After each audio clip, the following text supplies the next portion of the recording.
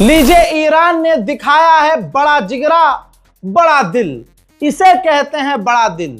सामने से नफरत ईरान को मिली, सामने से धोखा ईरान को मिला, सामने से बेवफाई और निर्लजता मिली, लेकिन सामने ईरान था। ईरान ने बदले में मोहब्बत, प्यार, वफादारी और दोस्ती निभाई। आज पहली बार इस जंग के दौरान ईरान के एम्बेसडर जो भारत के अंदर हैं, उन्होंने ऐलान किया और कहा कि माननीय भारत के जो प्रधानमंत्री मोदी जी हैं, इनसे हमारे रिश्ते, ईरान के रिश्ते यानी पेजेश्कियान गवर्नमेंट के रिश्ते काफ़ी अच्छे हैं, बहुत फ्रेंडली रिश्ते हैं। समझ रहे हैं आप?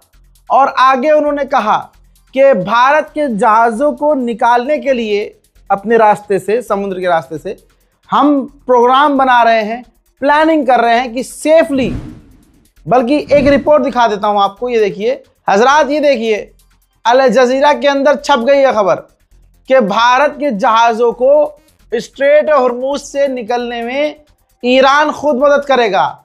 ईरान अपनी नेवी प्रोवाइड करेगा, सिक्योरिटी देगा। ठीक, अब आते हैं भारत में मौजूद ईरान के एम्बेसडर के बयान पर।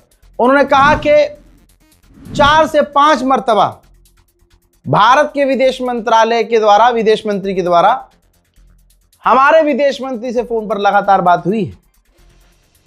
वी हैव गुड कॉन्टैक्ट्स, बहुत अच्छे रिश्ते हैं, कॉन्टैक्ट हमारे अच्छे हैं।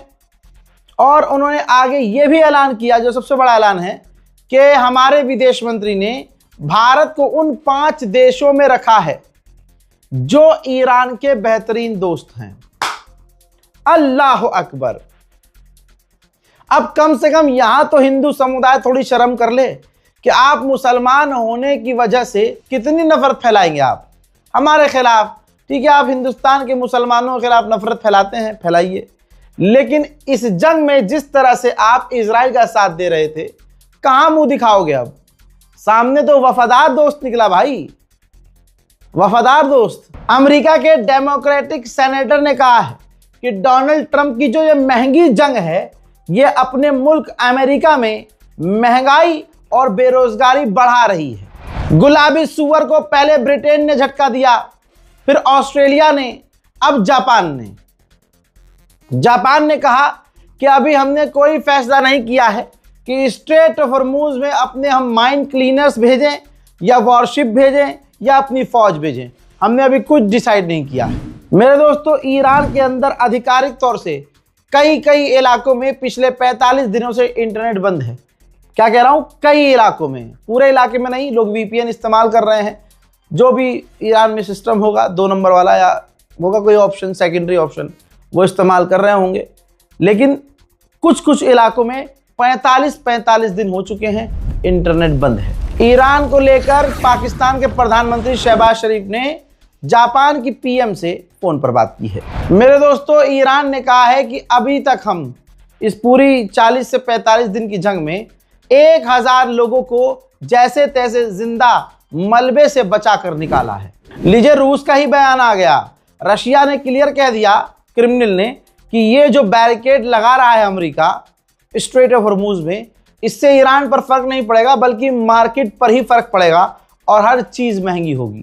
वहीं फ्रांस और ब्रिटेन मल्टी नेशन प्रोग्राम बना रहे हैं कि कई सारे देशों को मिलकर स्ट्रेट ऑफ हॉर्मूज पर बात करने के लिए ईरान को मजबूर किया जाए।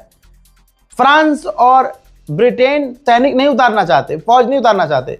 वो प्लान कर रहे हैं कि कई देशों को बुलाया जाए, ईरान पर दबाव बनाया जाए और ईरान को उनके साथ टेबल पर उठाया जाए कि आप स्ट्रेट हॉर्मूज खोलो। उधर मीडिएटर्स देश जैसे पाकिस्तान, इजिप्ट और तुर्की बेचारे काफ़ी मेहनत कर रहे हैं, लगातार ईरान को समझा रहे हैं, अमेरिका को मना रहे हैं कि डील हो जाए, बातचीत एक बार दोबारा हो जाए। अब एक खबर है, उसका मैं प्रूफ नहीं दूंगा और आज तक का रिकॉर्ड है इस 45 दिन में जो कहा है वो हुआ है ना। सुनिए, ईरान ने कहा है कि सीज फायर के बाद से हमने बैलिस्टिक मिसाइल के प्रोडक्शन को तेज कर दिया है। हम भारी मात्रा में मिसाइल्स बना रहे हैं। हम उससे ज़्यादा मात्रा में ड्रोन प्रोड्यूस कर रहे हैं। अगर जंग होती है तो मज़ा हम दोबारा चखाएंगे। उधर ईरान के जुडिशरी चीफ ने कहा है कि जिन लोगों ने देश से गद्दारी की, अमेरिका इजराइल के इशारे पर मुल्क में आतंक फैलाया और अपने मुल्क से गद्दारी की, उनके खिलाफ हम बहुत जल्द सज़ा सुनाने वाले हैं। हजरात, ज़्यादातर इजराइलियों का मानना यह है, जो पोल अभी कल हुआ है उस पोल के मुताबिक ज़्यादातर इजराइलियों का मानना यह है कि सीज़ फायर नहीं करना चाहिए था, ईरान पर हमला करना चाहिए था और अभी भी ईरान पर हमला कर देना चाहिए। IRGC ने एक बार फिर से बड़ी धमकी दी, कहा कि पर्शियन गल्फ में अगर हमारी सिक्योरिटी को खतरा हुआ, हमारे पोर्ट की सिक्योरिटी को खतरा हुआ, तो याद रखना पूरे गल्फ, पूरे मिडिल ईस्ट में जितने भी तुम लोगों के पोर्ट हैं, सबकी सिक्योरिटी खतरे में पड़ेगी। वहीं सऊदी अरब और ईरान के विदेश मंत्रियों ने फोन पर बात की है। सऊदी अरब को यह पहले ही समझ में आ चुका था। सऊदी अरब ने पहले भी, हफ्ता भर पहले भी खुद ही फोन किया था ईरान के विदेश मंत्री को। अब एक बार फिर से हफ्ते में दूसरी बार ईरान के विदेश मंत्री से सऊदी अरब के विदेश मंत्री ने बात की है, इलाके में शांति और स्थिरता लाने के लिए। चलो, देर आए दुरुस्त तो आए। हजरात, सऊदी का नुकसान भी तो हो रहा है। सऊदी जो चाइना को तेल बेचता था जिस लेवल पर, अब वो आधा भी नहीं बेच पा रहा है चाइना, क्योंकि इतना प्रोड्यूस सऊदी अरब कर ही नहीं रहा है तेल। लालच तो बुरी चीज़ है ही, और लालची तो एक से एक हो जाता है। भैया, रशिया की लालच देखिए। रशिया ने कहा है कि अगर हमें ऑफर किया जाता है कि ईरान का एनरिच यूरेनियम आप रख लें तो हम ले लेंगे। हजरात, लीजिए, नेतन्याहू का कबूलनामा आ गया। रज़ाग्राफी पर एक भी खबर आपको झूठ नहीं मिलेगी। हमने आपको बताया था कि ईरान ने कहा है कि बातचीत के दौरान, बीच में ही मीटिंग के दौरान, जेडी वेंस को फोन आया नेतन्याहू का। दोनों ने बात की, बात सही चल रही थी। नेतन्याहू से बात करने के बाद अमेरिका के वाइस प्रेसिडेंट की टोन चेंज हो गई, उन्होंने मांगे बढ़ा दी। आज पता है नेतन्याहू सामने आया है और उसने मीडिया से कहा है कि मैंने जेडी वेंस से बात की थी और उन्होंने मुझे बताया था कि ईरान क्या क्या मांगे रख रहा है और हम ईरान के आगे अपनी जायज़ मांगे रख रहे हैं, लेकिन ईरान नहीं मान रहा है। आज स्ट्रेट ऑफ हॉर्मुज़ में अमेरिका ने सही काम किया है, बैरिकेड लगा दिए हैं, रास्ता ब्लॉक कर दिया है। और मैं ये क्लियर कर दूं कि ईरान का सीज फायर कभी भी ख़त्म हो सकता है। ईरान आर्मी ने ये कहा है कि ये जो ब्लॉकेज किया है अमेरिका ने, ये पायरेसी है, इसकी कोई ज़रूरत यहाँ है नहीं, न इसका कोई फ़ायदा होगा अमेरिका को। सोचिए, अमेरिका के पूर्व विदेश मंत्री कितनी बड़ी बात कह रहे हैं, वो भी नेशनल मीडिया पर, इंटरनेशनल मीडिया पर आकर उन्होंने एक्सपोज किया है नेतन्याहू को। अमेरिका के पूर्व विदेश मंत्री ने कहा, एक्सपोज किया है नेतन्याहू को कि 4 अमेरिका के राष्ट्रपति गुजरे हैं, सबको कहा नेतन्याहू ने कि ईरान पर हमला कर दो। यह पहला राष्ट्रपति डोनाल्ड ट्रंप ऐसा आया जिसने नेतन्याहू की बात मानी और जाल में फंस गया। हालत पतली होना शुरू हो चुकी है।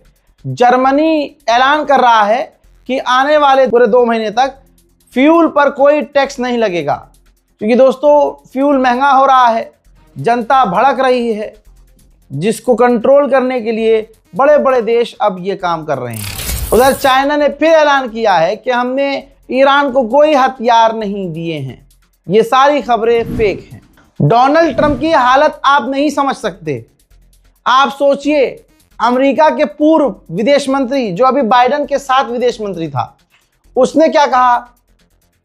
कहते हैं कि बाइडेन ने अपने आप को अचानक से इस जंग से किनारे कर लिया है। जंग शुरू की और खुद को जंग से किनारे कर लिया। इस चीज का नुकसान हमको बहुत होगा, ट्रंप को बहुत होगा।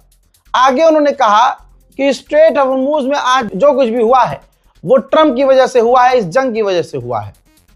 आज डोनाल्ड ट्रंप आग से आग को बुझाने की कोशिश कर रहा है स्ट्रेट ऑफ हॉर्मुज़ में, यानी नेवल ब्लॉकेज जो लगाया है उस पर ताना मारा है इन्होंने कि स्ट्रेट ऑफ हॉर्मुज़ खुलवाने के लिए इन्होंने स्ट्रेट ऑफ हॉर्मुज़ को पीछे से और बंद कर दिया, आग को आग से बुझाने की कोशिश। यह है डोनाल्ड ट्रंप की हकीकत, जो खुद उसके देश के लोग बता रहे हैं, सरकार के लोग बता रहे हैं। पूरी दुनिया में ट्रंप गुलाबी सुअर बदनाम हो चुका है। इस रिपोर्ट को शेयर कीजिए, मुझे अपनी दुआओं में याद रखिए। जय हिंद।